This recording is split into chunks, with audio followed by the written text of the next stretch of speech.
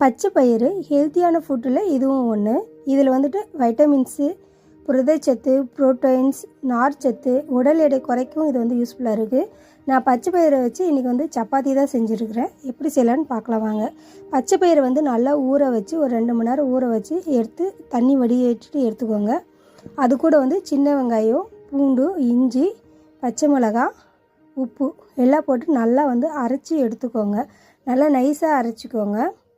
அரைச்சிட்டு அதோடு வந்து தேவைக்கேற்ப வந்து நான் வந்து கோதுமை மாவு ஆட் பண்ணின்னுக்கிறேன். உங்களுக்கு வேணும்னா நீங்கள் மைதா கூட ஆட் பண்ணிக்கோங்க.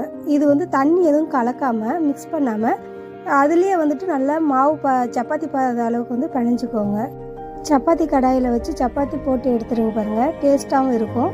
இது வந்து குழந்தைங்க நல்லா விரும்பி சாப்பிடுவாங்க. ஏன்னா அதில் வந்து பச்சை பயிர் நம்ம ஆட் பண்ணிங்கிறது கண்டிப்பாக குழந்தைங்களுக்கு தெரியாது. ஸோ நல்லா சாப்பிட்டுக்குவாங்க.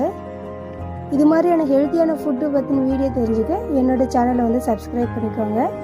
இது மாதிரி எனக்கு ஹெல்த்தியான சப்பாத்தியெல்லாம் சாப்பிட பிடிக்கும்னு நினைக்கிறவங்க மறக்காமல் இந்த வீடியோவுக்கு ஒரு லைக்கு கொடுங்க. நீங்கள் லைக் கொடுத்தீங்கன்னா கண்டிப்பாக அது வந்து ப்ரொமோட் போகும். ஸோ நிறைய பேர் இதை வந்து பார்ப்பாங்க, நிறைய பேர் ஹெல்ப்ஃபுல்லாகவும் இருக்கும்.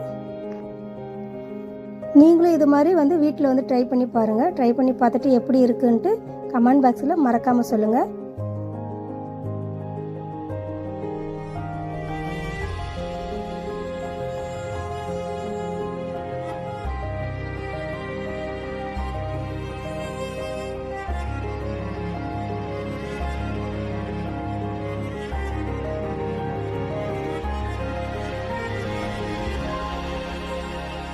அடுத்து ஹெல்த்தியான ஃபுட்டு என்ன போடலான்னு சொல்லிவிட்டு கமெண்டில் போடுங்க. நான் கண்டிப்பாக வந்துட்டு நான் இந்த வீடியோ உங்களுக்காக போடுறேன். இந்த வீடியோ உங்களுக்கு பிடிச்சிருந்தாக்கா லைக் பண்ணுங்கள், ஷேர் பண்ணுங்கள். மறக்காமல் வந்து என்னோடய சேனலை வந்து சப்ஸ்கிரைப் பண்ணுங்கள். Thank you friends.